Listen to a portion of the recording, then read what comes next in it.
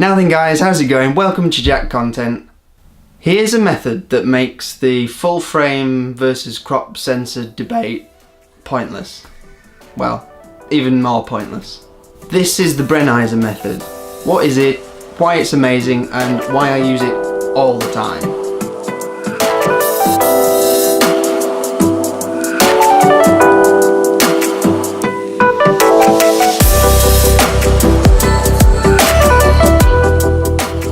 People talk about the full frame look and the medium format look, and they definitely have a look, but these looks are all down to how shallow the depth of field is for a given field of view.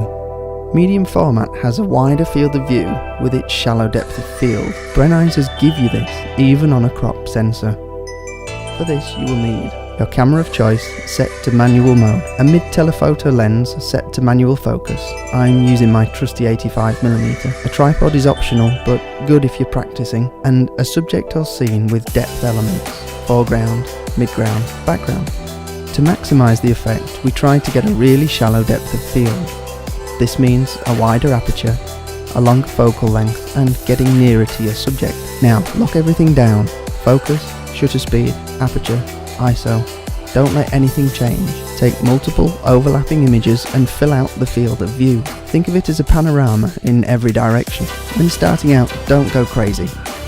This effect will work with as little as 4 frames, but I would recommend 9 frames to begin with. Now we have our images, it's time to pull them together in post.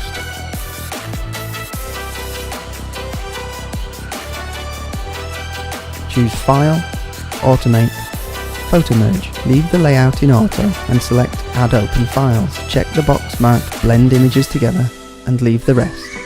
Click OK. Photoshop will now attempt to position and blend all 9 frames into one final image. This image has the field of view of a wider lens, but the shallow depth of field of the 85mm. The result is a really 3D looking image, similar to a medium format.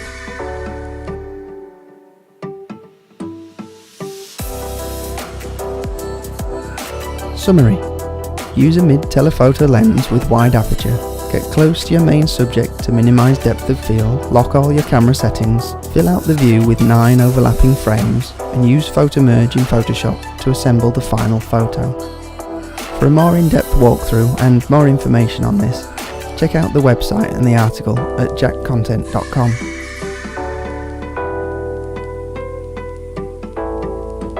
I love using this technique. I've always got my 85mm in my bag specifically for this. I just think the look that you get out of using this method is just really nice, and when everybody's looking at photos on a flat screen, having something that makes it pop and has a real 3D look to it just makes it stand out for me.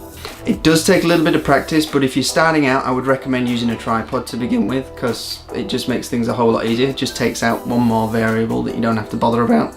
As always, if you use this technique or anything that you've seen on this site, tag me on Instagram. I'd love to see what you managed to do with it, or if you've taken it a step beyond. Tag me on Instagram, look me up on Twitter. If you've got any questions about this or anything else, drop them in the comments below, or also on Instagram, because I pretty much live there. And thanks for reaching this far. I hope you found something useful. Watch less, create more. Ta-ra.